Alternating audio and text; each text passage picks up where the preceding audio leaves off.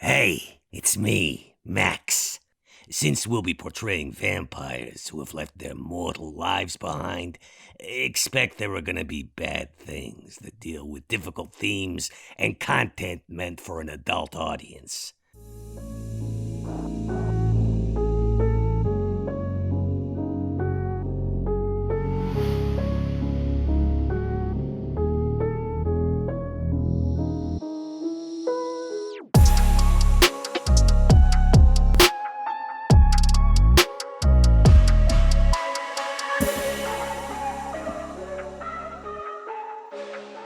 Hello, everybody, and welcome back to Stitch of Fate, a Vampire the Masquerade 5th edition podcast. As always, I am your storyteller, Mike Martin, joined by my wonderful four players, Dot, Bub, Josh, and Mark. Hey, everybody. Hello. Hey. Hello. What's up? We're I'm back excited. for more abuse, Mathis. Am I abusive? Would you call it abusive? No. No. Because I love it. So there we go. It's not masochism abusive. You at that enjoy point. it. It's consensual. It is very much. This is the penultimate episode of season 1, everybody. So thank you, as always, for listening and really kind of pushing the podcast. Isn't there awards? Is there awards done by now of this recording? I don't know. Voting took place in October, so yes. We're Okay, past cool. that point, but we can talk about another big announcement. Sure, yeah, go at for this it. point, which would be the Patreon. Ooh, take it away, Dot. Patreon's coming. That's all. That's what I can say. Watch our stuff. We're gonna launch one so that you can help us maybe fund a season 2. Yeah, we would like to go into a season 2. I'm excited. Today should be a lot of fun. So unless there's any more, thanks for either winning us the award or trying. Either way, whatever happened, we don't know We yet. love you so either way. yeah, we love you either way. Thanks, guys. All right, let's bring it in. Let's rein this thing in, set the mood, and find out what our coterie is up to. The scene actually opens with the sounds of distant sirens.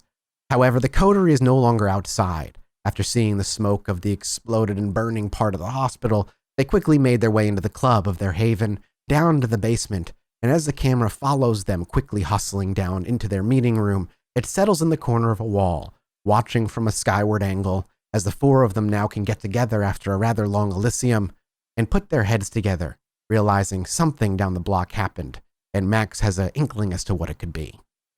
Well, looks to me like the penny has dropped. We know what Gustav was up to. What kind of monster bombs a hospital? Yeah, somebody who wants to fuck with me, essentially. It's so trite and boring. Duke abruptly gets up and walks away, if only for a moment. He's going to walk away back to his room, and then moments later return holding a very thick manila-like folder. What's that? This is for Sean. What? At the Elysium, Sean. Forgive me, the rest of you, I can't seem to relieve my mind of something that he had said. Sean said that he was no longer afraid of me. Oh, Sean. Yeah, okay, well, Moments before I that, Sean, I had just expressed to the Regent that I was being held accountable for your actions. I even potentially went as far as manipulating the truth, which goes against my better morals. I stopped you from stealing yeah. from the Regent of the Chantry, which is more or less the equivalent of a primogen. And they're a master of... I'm sorry, you tried to do what? I had my fingers on it. It was a really fancy book. A master of blood magic, Sean. You realize what would have happened had that been discovered. It's likely that it was also blood-marked, and they could have traced it back to this place. That it wouldn't have just been your hide. It would have been ours mounted as a trophy on their wall. Yeah, that's not a great substitute, by the way. I don't care what's in that. Look, I'm gonna leave you two to administer the spanking.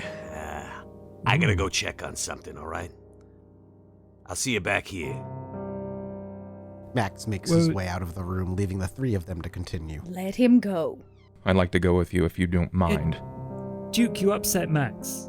No, Sean. Gustav upset Max. Like 50 years ago or something. Oh, cool. Well, And let's then do again, him in. 40 years later, 10 years ago. And sorry, did Duke wanted to go with Max? Yes, Duke Yeah. actually is going to hand this envelope, this folder off to Sean, and then leave with them. Just so leaving the two of them in the room, and the folder will be named Edmund Kemper. And we watch as Max leaves, followed by Duke. Does Sean immediately open the book or the manila folders? I think he looks at the first page, but he's not particularly. He's police mostly files. confused by this. Well, go on, Sean. You're not afraid, right? Yeah, but I also. It's Manila. There's never anything good in Manila. As true as that statement may be, I think Duke is trying to make a point. I hate reading. I open it up. Well, And when we watch as Sean slowly flips through the papers, what Sean learns is that there was in the 70s, 60s, a serial killer by the name of Edmund Kemper. Co-ed killer.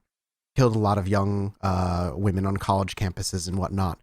However, he was caught, arrested, and currently sits in prison. As you look at the pictures, you realize all of the pictures of this supposed serial killer do not look remotely like Duke. But as you learn and you read, you learn that these actions are ones of familiar to Duke's persona, the way he walks, the way he acts. And as you put two and two together, you begin to realize Duke's very name is an anagram. Somewhere along the lines, the true Edmund Kemper was taken and turned, and somebody was put in his place, the one we all know today. Holy shit. are you really Wait, that where's Duke gone? surprised? It seems he and Max have business. You knew? Well, yes, of course I knew. It's 50% of the reason I keep him around.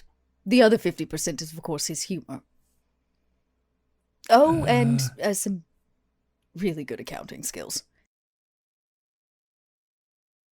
Why did you pick up someone who murdered Oh, sure. university? I didn't pick him up. He found me. And you don't think he's going to try and kill you? No. Yes, Vera knows kindredhood changed him, almost settled him. It's almost as what he was supposed to be. The soul of a killer, Sean, did not suit me. In my first life, it obviously did Duke. But when you try to spoil something that is already rotten, it doesn't really work. Duke found himself in his second life. He doesn't really have the same MO as he used to. Do you reckon he's still a monster? He's less of a monster than I am.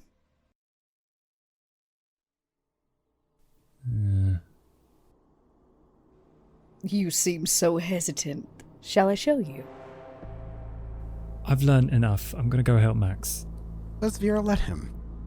He's suddenly so scared. You leave so quickly. You were so charismatic and full of yourself this evening. Now, you speak of not being afraid, and yet you can smell the sweat on you.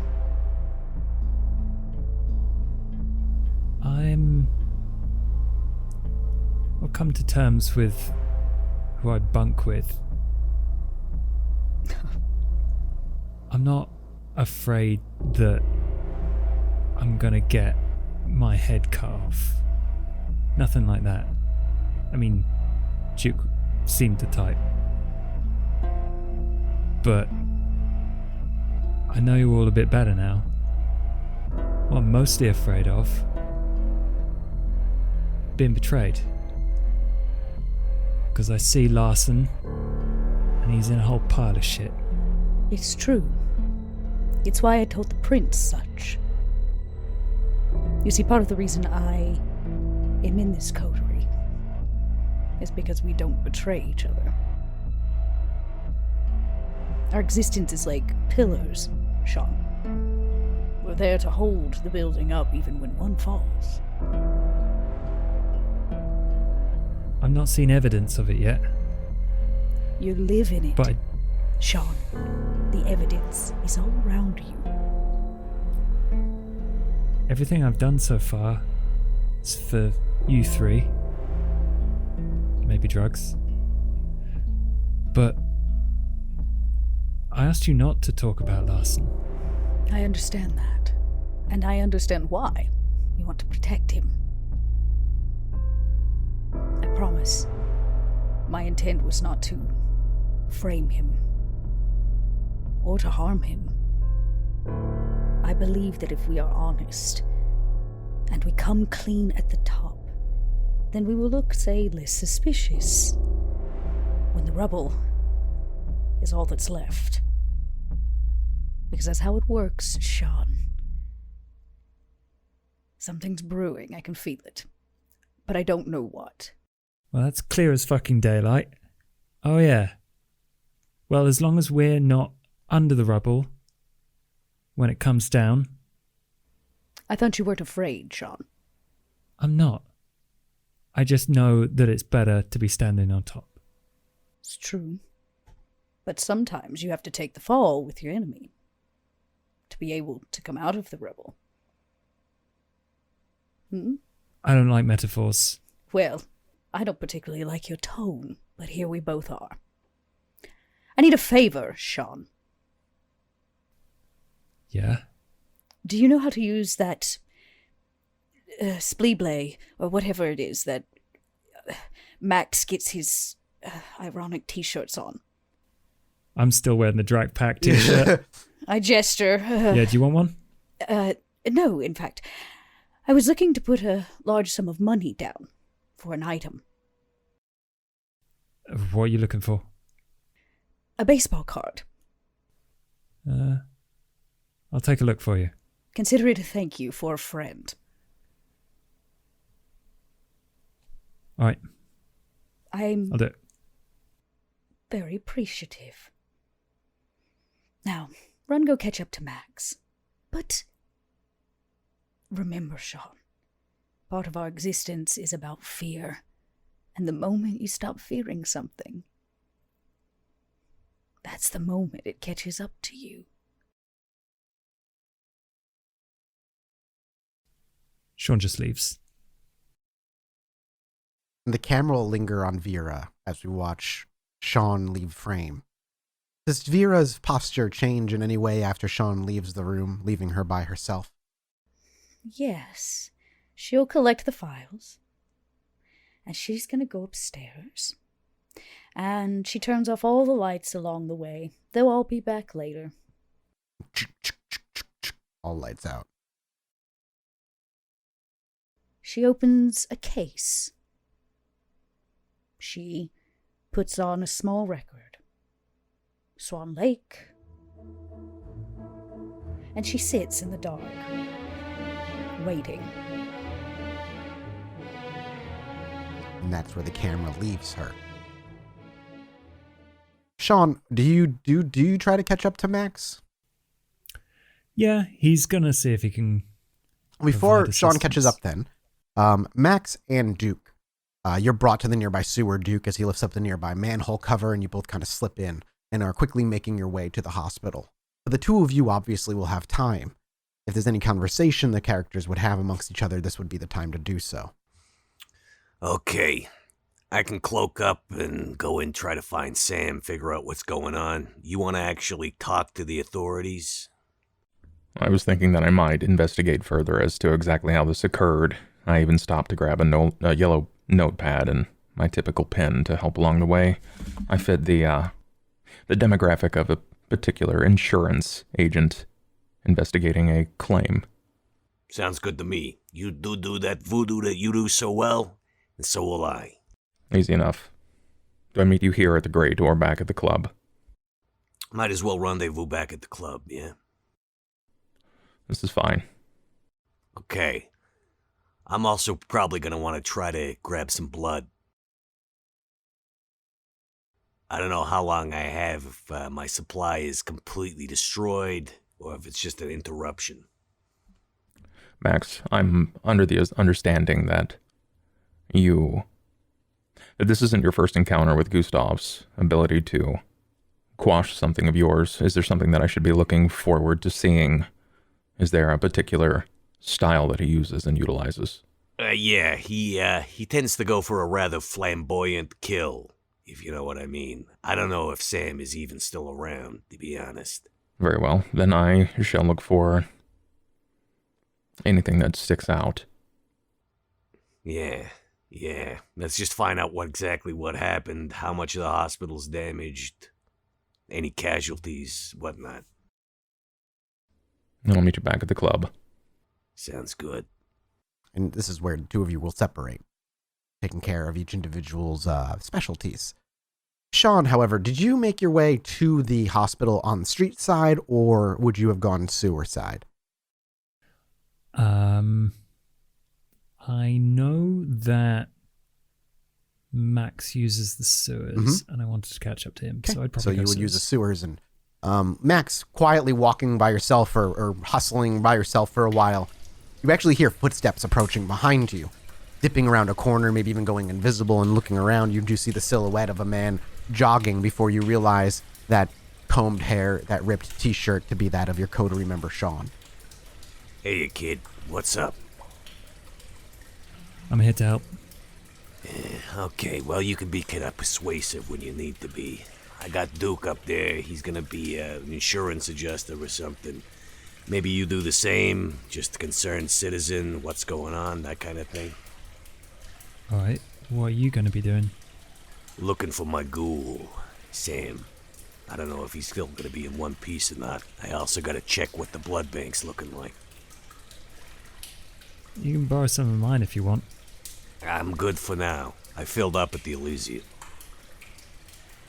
Yeah, all right. What does he look like? If we catch him. Who, Sam? Yeah. I give a description of Sam. Relatively kind of plain-looking individual and is in like late to mid 40s. Kind of just got he has like a small family. Very average. Question: did we determine what discipline that Sam? It would might be have... your highest. So he has some obfuscate ability then. So he's got some. So there you go. He can probably go invisible, like you can, or move without sound. One of the two. As long as he doesn't move, he can either. We'll say, because he meets you consistently. When he doesn't move, he has the ability to go invisible. So usually, when you meet up with him, you have to call out, and he'll flicker into existence. But he can't move and do that. Yeah, here's the thing. Sam, he can be pretty stealthy when he wants to be, kind of a benefit of association with me, so I don't know if it's going to be that easy for you to lay eyes on him. Info is what we need. Info. Okay. So, just why Gustav wanted to screw you over? No, I know exactly why he wanted to screw me over. What I'm looking for is what happened to the hospital, exactly what went down, etc., damage. Yeah, all right. All right, thanks, kid. So that's where Sean is going to head and take care of. So everybody's going to kind of split their way. We'll actually go with Max for the time being. Was there anything else, by the way, Sean, you wanted to speak to Max about other than that? I think he's just going to say before he leaves, I might have pissed off Duke and Vera, so they're not in a great mood then. That's me. That's on me.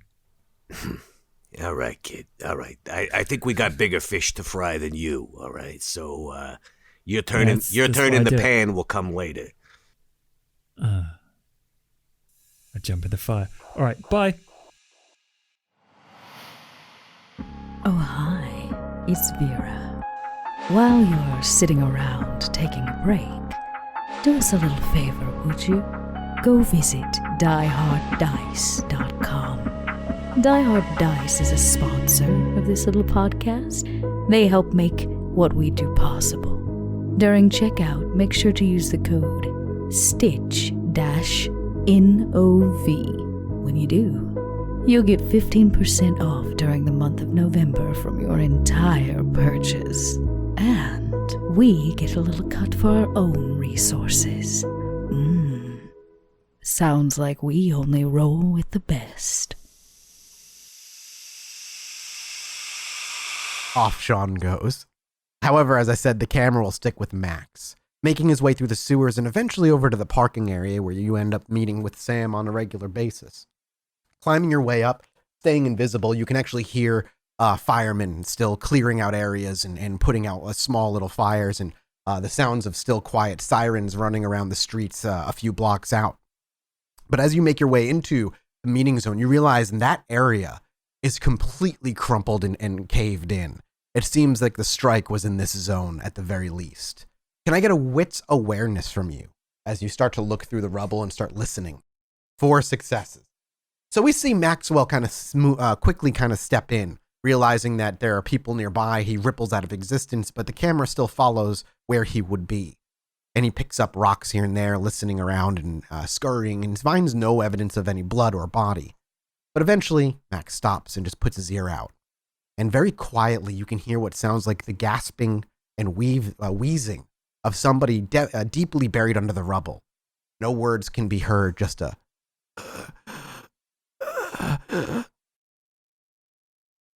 Sam, is that you? Shouting out, hoping to hear a response. You can't hear any words, but the continued wheezing and difficulty breathing under the rubble does continue. Okay, I'm going to basically try to pinpoint the source of the sound, and using my prodigious strength, I will start heaving aside chunks of concrete. Would you like to use a discipline, or do you want to use your straight up strength athletics roll?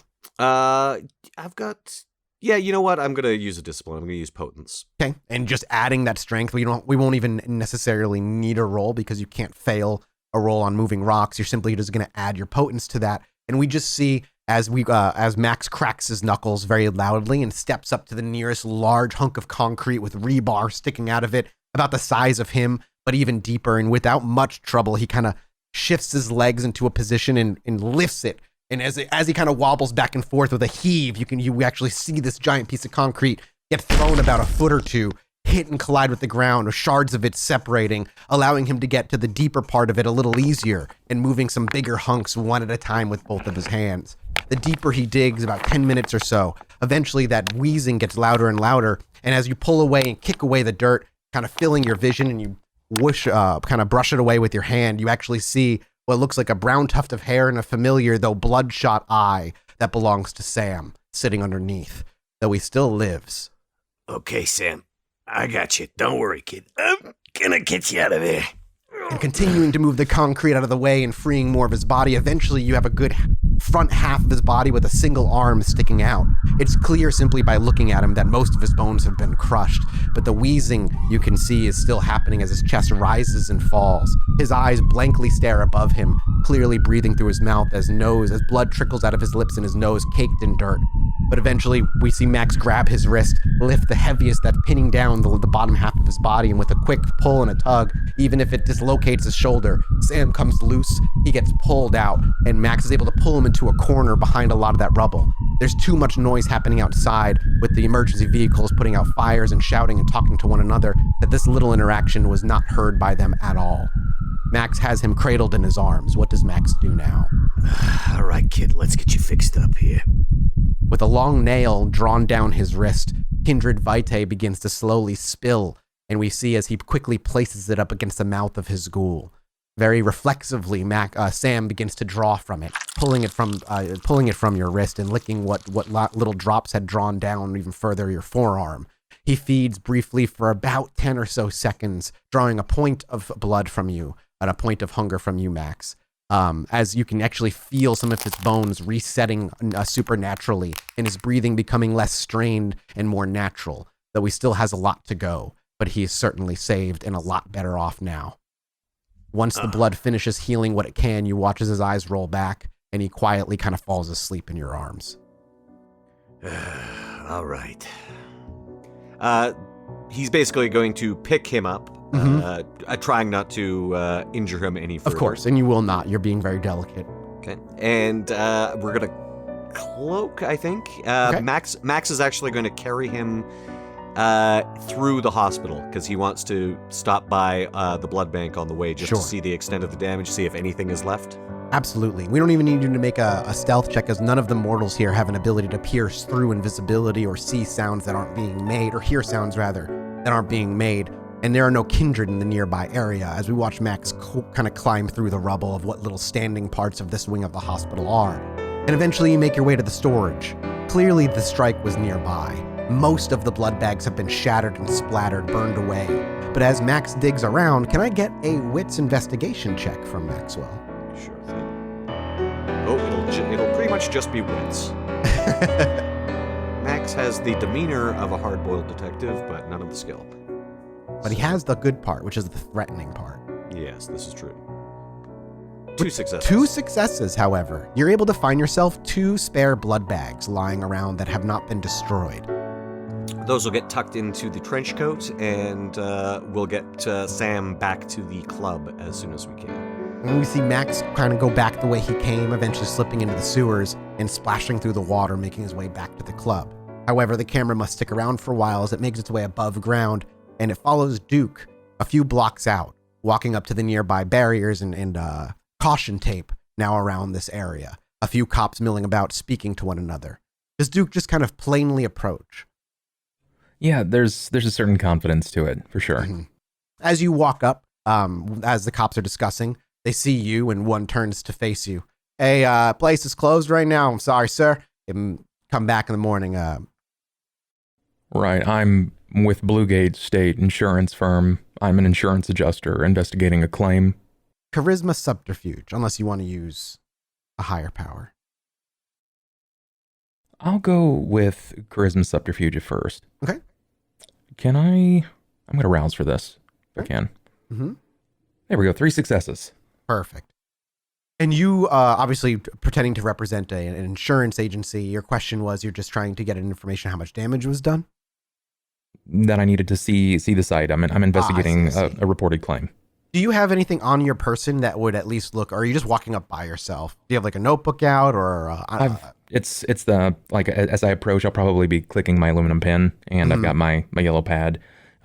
Outside of that, I'm just walking from like where the cars might be at this point. So he looks to you, and he looks to one of the cop you're speaking with too. Looks at the other officers, a little older, and has a salt and pepper kind of beard going. And says, Frank, I'll take care of this. Just go take a walk and check the other, make sure the other officers are good. Frank kind of nods and walks off. He turns back to you. All right, Mr. Insurance Agency man, yeah, we can get you take a look. I'm not supposed to though. So he kind of scratches his beard and then not so subtly puts out his hand. I'm unsure. Look, man, it's late, and I'm close by. I can't let you in by law without some sort of identification. So unless you got some identification, the only other identification I really recognize is a Mr. Benjamin Franklin. Interesting. I think I'm going to compel. What we see is Duke step forward. This guy clearly trying to pull a little bit extra cash out of him as a bribe.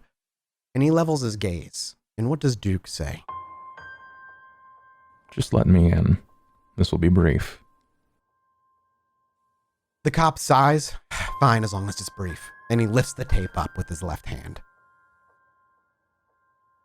Easy enough. Then I'll skulk inside to try to find a point of, point of flagrance or a combustion spot, anything that may set off some red flags for me. For right now, it's going to be an intelligence investigation roll. Okay, I can do that. Just flat. Unless you want to roll rouse check and add a d10. No, I'll stick with this. Intelligence investigation. Yes, sir. 6 successes.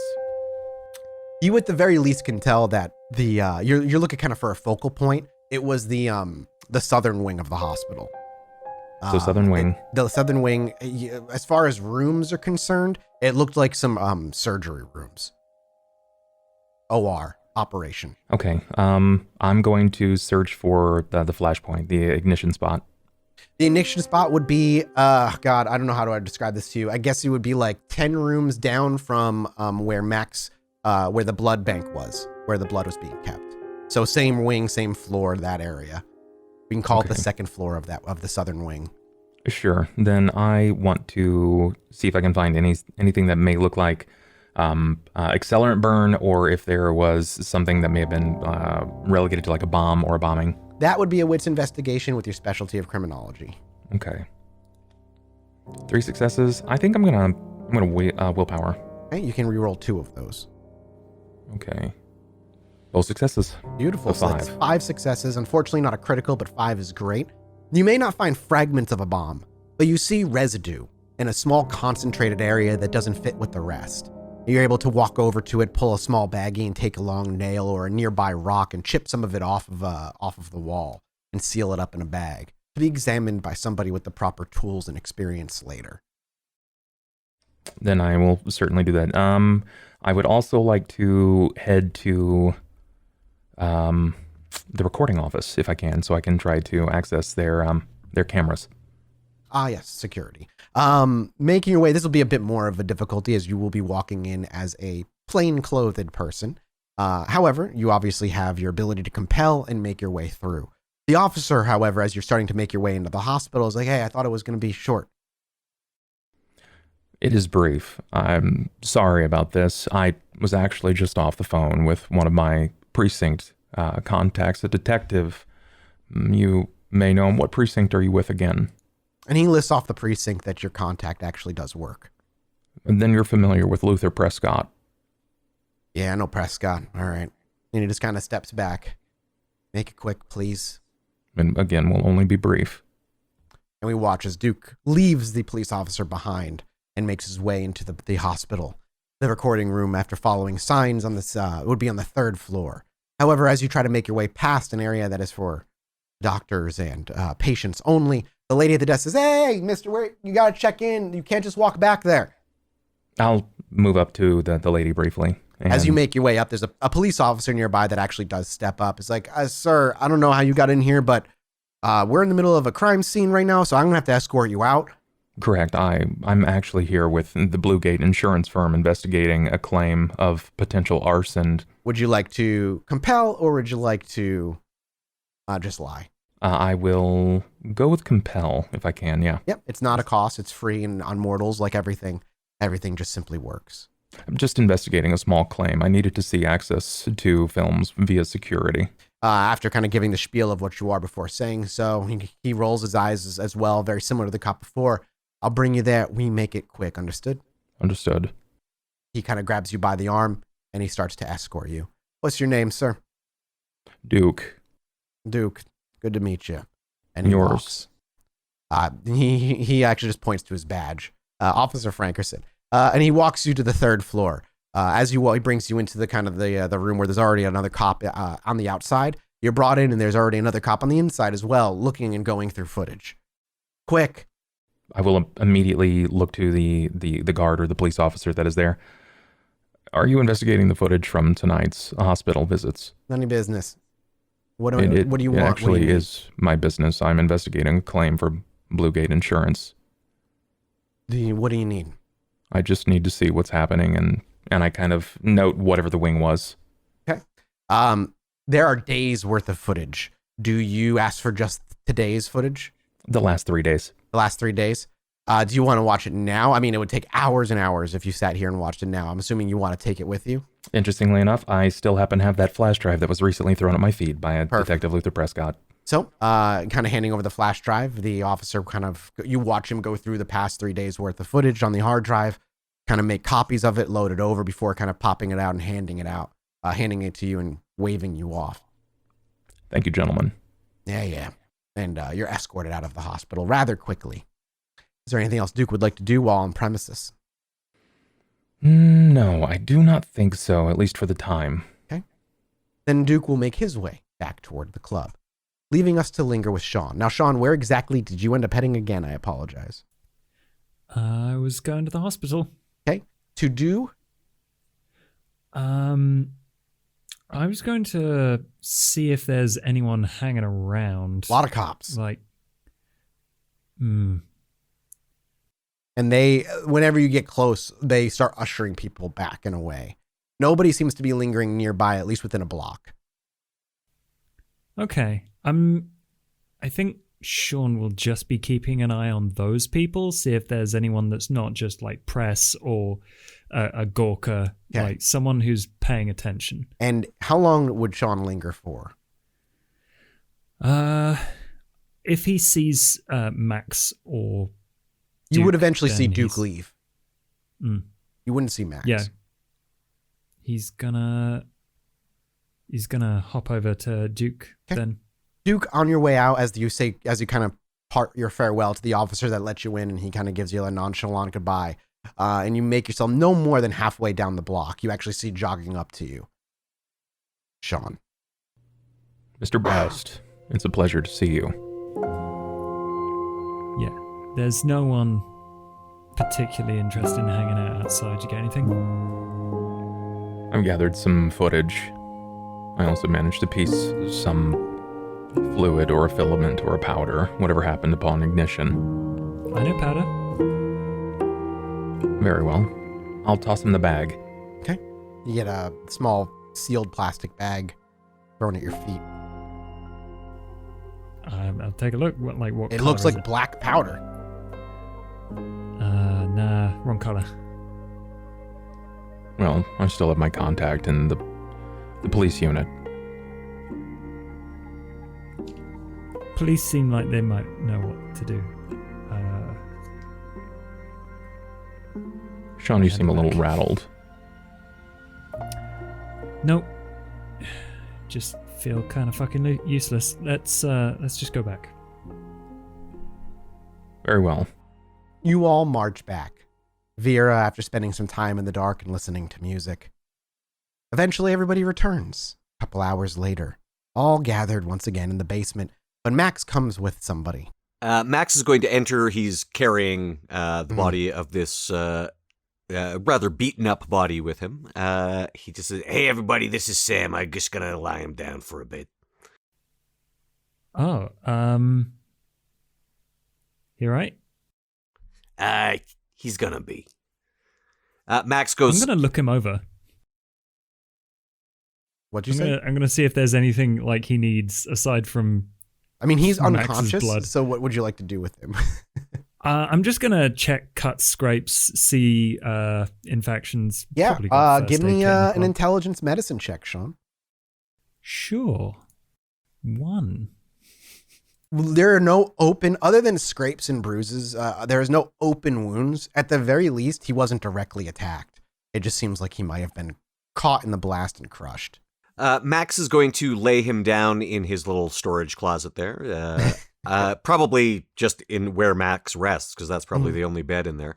And Max goes to his mini fridge, stores the other 2 blood bags, grabs one of the cold ones out of the fridge, wolfs it down to replace the blood. Say to hunger. Yeah. Mm-hmm.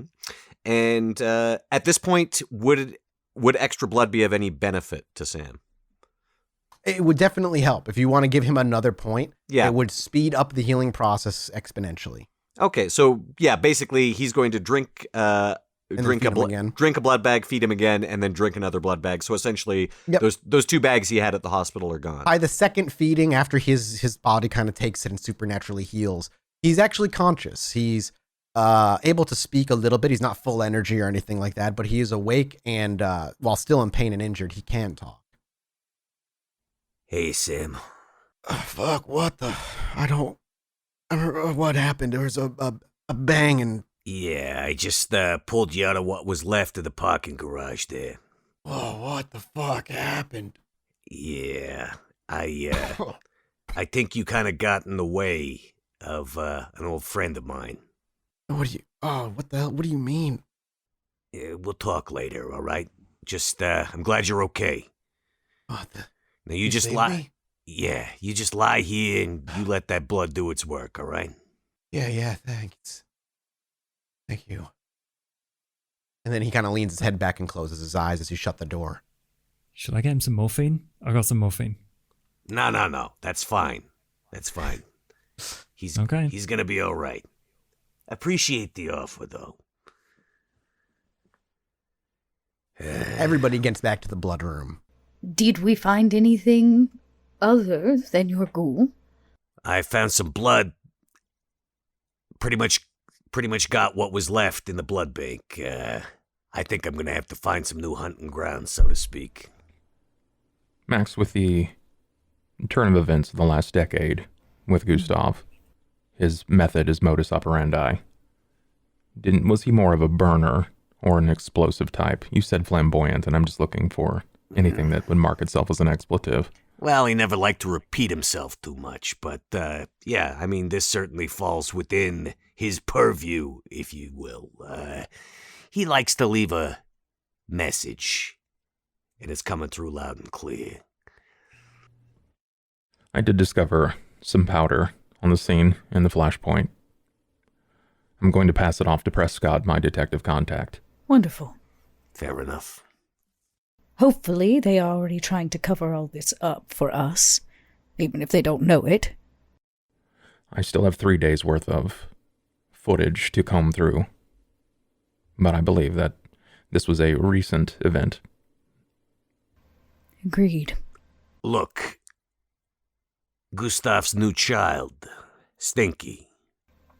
Yes. She's gonna be coming here at some point. I've arranged to meet with her. She is welcome. Okay. Max, what are the odds that Stinky was forced into arranging this explosion to happen? I don't know. That's one of the things I want to find out. But I think Gustav's got his hooks into her pretty deep. Let's face it. Very well, if that's the case, then we may have to go about scrubbing some footage at the hospital. But short of that, I'm assuming that since she is a Nas, she similarly has the ability to hide her visage. I mean, both me and Gustav wouldn't even show up on a camera. The kid, I don't know. It's worth noting. I'll let you know if I discover anything that seems off-kilter. Fair enough. Look, is it okay if Sam recovers here for a while?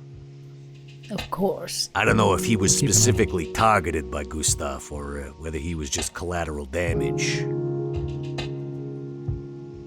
Well, the fact of the matter is, Gustav knows where we are and what we are up to.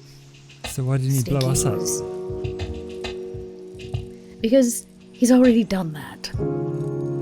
Gustav very clearly wants to disrupt Max's life. Yeah. Which we can all...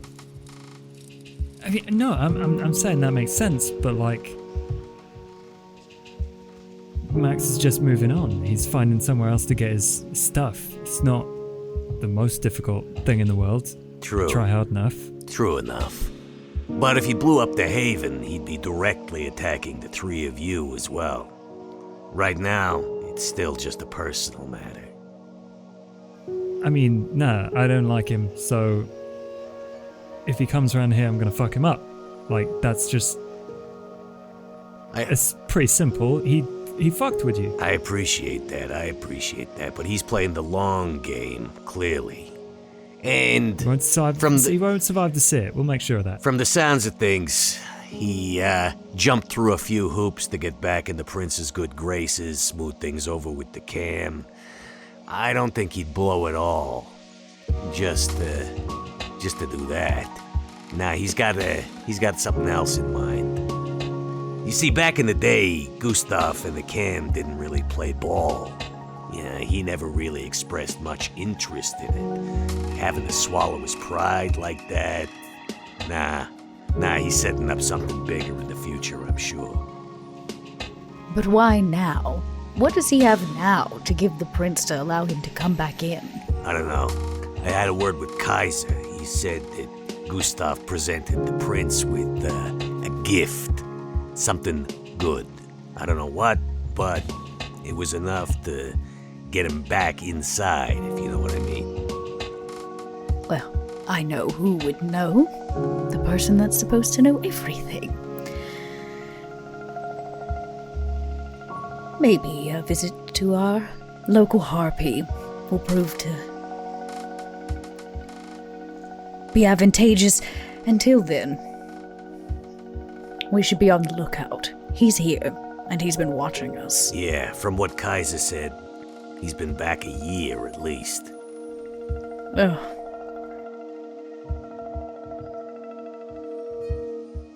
What's at the hospital? My supply of blood, for one. Okay. But if it's bigger than that, what else? At the moment, the hospital is the largest and most important building in our domain. Yeah, I mean, this could have been him thumbing his nose at the whole coterie, who knows? The flashpoint was discovered 10 rooms away from the blood bank.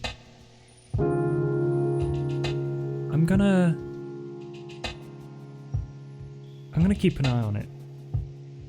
Fair enough. I'm gonna go prep some stuff and keep an eye on it. Sean, before you go, Yeah? as good of an idea as it is, I want to say it, and I'm going to say it in front of all three of you. I don't think that this is larceny. And I don't think that harming him is a good idea. So, Should we ask him? ask him what? Help. He came to us for help, remember? He's shaking in his boots because he has been backed into a corner, and we are slowly being dragged with him. I did tell the truth to the prince, and, well, what she needed to know. She seemed relieved that the ghoul was handled. Yeah, the question is, does Gustav tie into this whole business with little Miss Stitchface?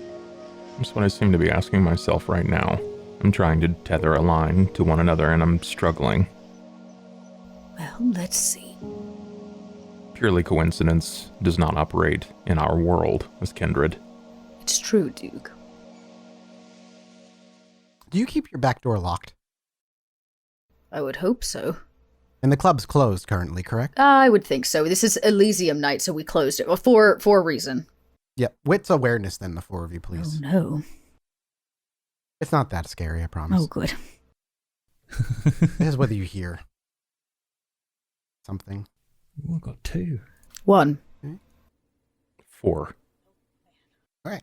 Duke, you're the only one that can hear a distant, muffled, sounds like banging on the front of the club. The front or the rear side? The front. That's Okay. why it's so distant. Mm-hmm. I believe we might have a guest. Oh, Could be Stinky. could be. I'll rise to the occasion and start making my way that way. Duke makes his way to the front door. Just opens it and just to see who stands. Unless there is something that I might be able to look through. I don't know. Do you have anything to peer through the front door? Maybe like one Are of there those sketchy windows? slide things?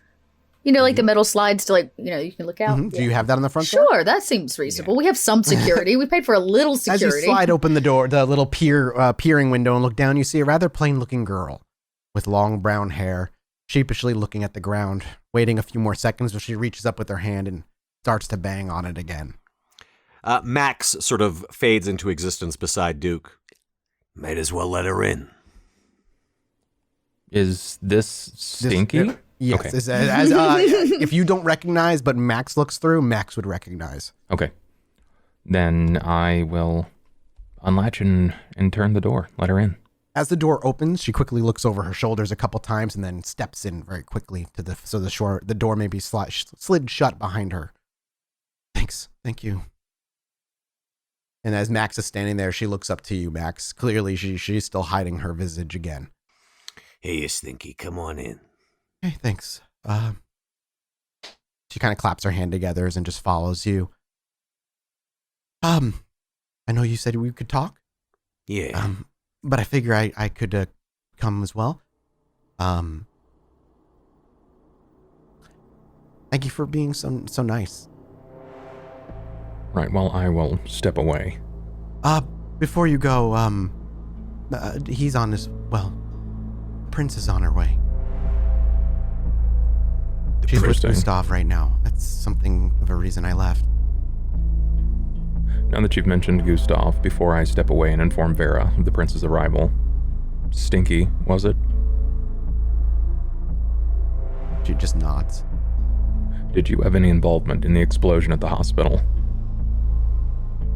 A wits insight check. You can attempt to lie to me if that's the case, but I'm trying to decide for Max's sake if we go back and scrub the film. 1. While she's certainly trying to be... Max, did you want to roll your wits insight as well? Actually, Max doesn't even buy. He just goes, Look, maybe you can just clear this up. Do you show up on camera, Stinky? I think so, yeah. Okay.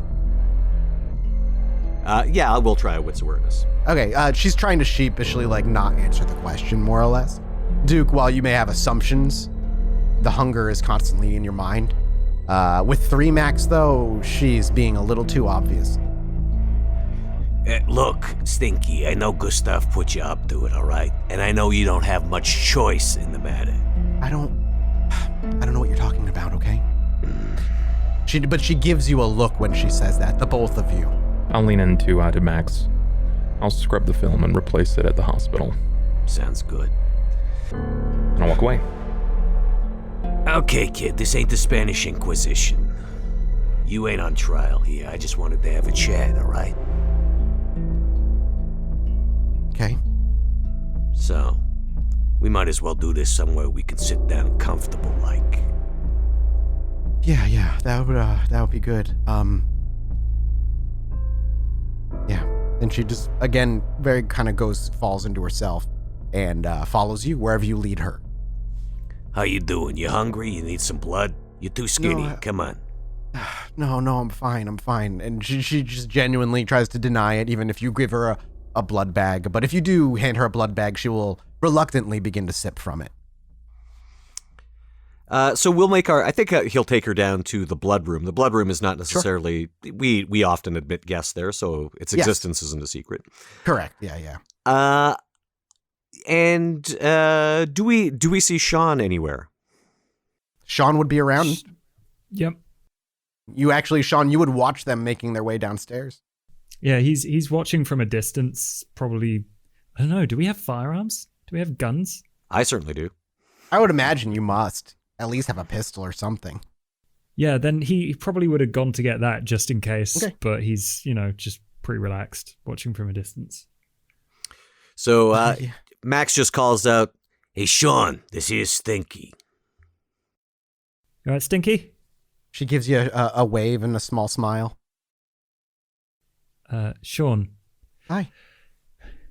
You look to be in a bit of a sticky place.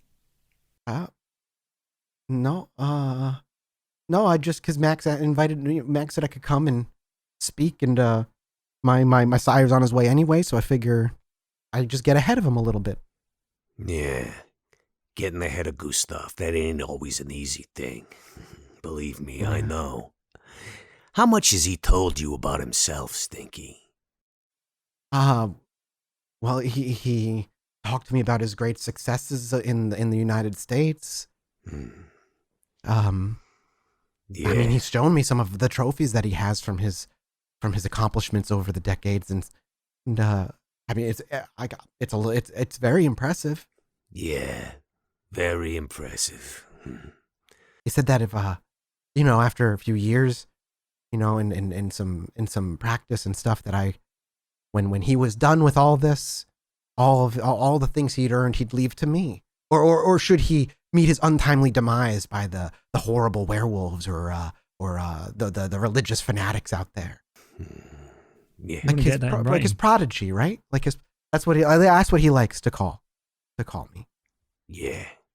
You ever play chess, Stinky? No, I don't like chess very much. Yeah, I'm it's bad at it. kind of boring, isn't it? But you know those little pieces that get moved around and sacrificed? They call them pawns. Yeah. Yeah. I'm going to tell you right now, that is what you are to Gustav. And if you start thinking you're anything more, well, you're only leading yourself to heartache. But that's everything. I know you and him. He told me after you all left tonight, that the two of you once were really close, and you stuck a knife in his back and tried to take everything from him. And Yeah, well, the knife was actually in his sternum. But if you hadn't, you'd be where I am right now, right? Next in line. Stinky, I know you're pretty impressed with Gustav, but he wasn't so impressive the first time I laid eyes on him. Berlin, 1945, shriveled up inside a box. He ever tell you about that? No. Yeah. Well, sit down, Stinky, because I'm about to treat you to the secret origin of Max and Gustav. She gives a furrowed brow and looks to the nearest seat before sitting down. How do I know you're not lying about it? I don't know, Stinky. I don't tend to lie. I tend to lay my cards on the table. I'm all ears. I see what you did there. She actually does give a polite chuckle and then slurps on the little bag of blood you gave her.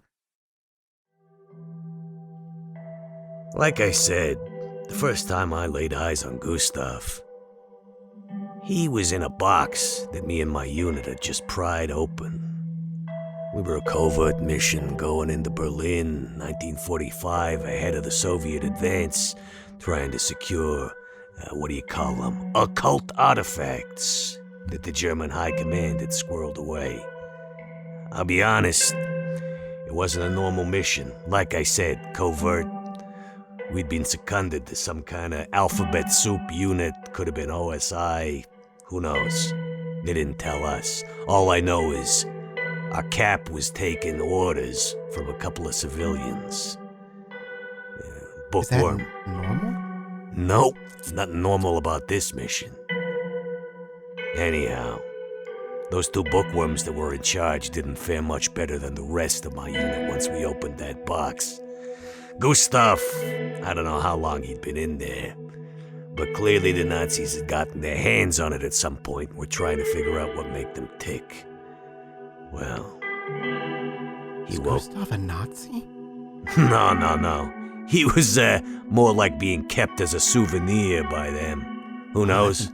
Who knows how long he'd been in that box? She actually does, again, chuckle, very taken with your story so far. She's leaned forward a little bit, her elbows now closer to her knees, and as you laugh, she's like, oh, that's kind of embarrassing. Yeah, sure is. But, well, in the course of events, I'm not actually sure what happened. Somebody cut their hand while opening the box, who can say? Anyhow, Gustav woke up. And he made short work of everybody there. He was pretty hungry. Like I said, I think he'd been in there a while.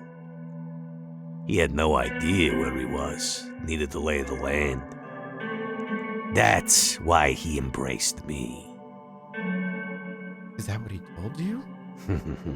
That's what I know. He whispered the same bullshit in my ear about prodigy and apprentice and whatnot. But I knew it was a lie.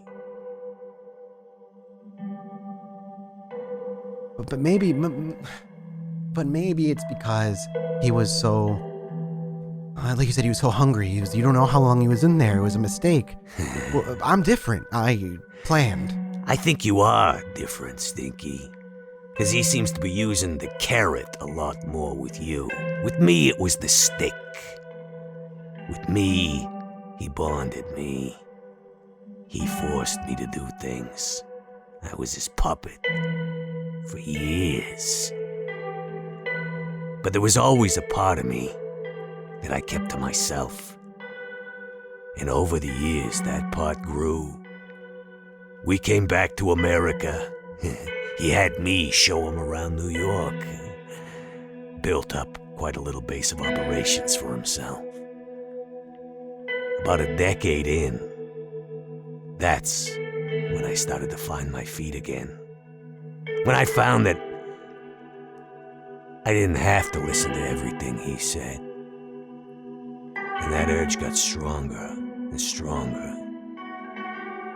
It wasn't just being forced to be his lackey, being forced to dance to his tune, no. Nah, it was the way he fed. You might have noticed he's got a particular style about him. He seems to be keeping his nose clean these days, but back then, the shit he made me do, what he did to people. A clean... Doesn't sound like Gustav. What you're saying doesn't sound like... No? Well, maybe a clean kill is more his style these days, but it wasn't back then, believe you me. He never had to worry about being seen, sure. But his kills? Oh yeah, they were something. Messy. But he had an artistic flair about him, too. You been with him for what, 4 years? Yeah, something tells me he's not showing you his true face. 'Cause he knows what your reaction would be. You're scaring me, Max. This isn't... I think maybe I need to go. What did he tell you about me, Stinky? I told you, nothing. I didn't even know you were a thing until recently. Yeah, so I was just his prodigy who betrayed him out of the blue for no reason. Yeah, I mean... What'd he tell you? Yeah, he told me that others had whispered things into your ears, that you had gotten grand visions that were not attainable. That's a load of horse shit. What did he tell you about 10 years ago? 2010, Halloween, New York City. Nothing. Well, that's when Gustav came looking for his revenge. He killed a lot of people I cared about. He killed my pets. He destroyed my home. Does that sound like the benevolent mentor that you're describing? No, that... He took me in. If he took you in, he had his own reasons for it, Stinky. He's been nothing but kind. Look, I've seen him offer help to so many people. Kid, I'm just trying to warn you. Gustav is one of the most evil pricks I've met in my life, and I've met a lot of evil pricks. Just watch out for yourself, Stinky, okay? Yeah, okay. Okay, yeah. I've said my piece. Like I said, no hard feelings. No, I just need to think, I think. Thank you. Thank you, Max. And she kind of like awkwardly pushes herself up off the chair. One more thing before you go. Did Gustav mention why he was planning on paying us a visit tonight? With the prince, no less?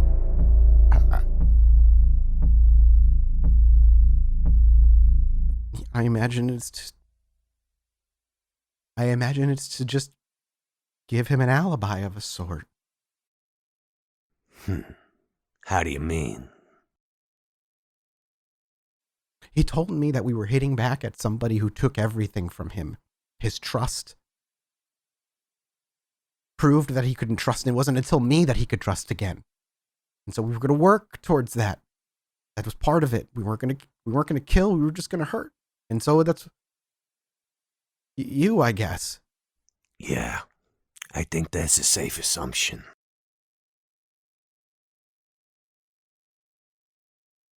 I don't know. I imagine the prince would be interested in what happened anyway. I don't know. I do what he says. I'm too young. I don't know anything. And then she kind of gets up and begins to leave. Yeah, Stinky. I'm pretty young as well. Or at least that's what they keep calling me. I wouldn't believe him. Who? Not yourself. Yeah? I don't know anything. I think you do.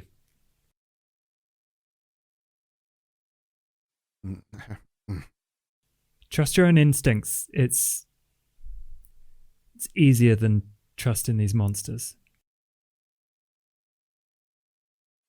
She bites her lower lip, clearly debating on whether she's going to say something, chews on it momentarily before she spins quickly and hurries her way out.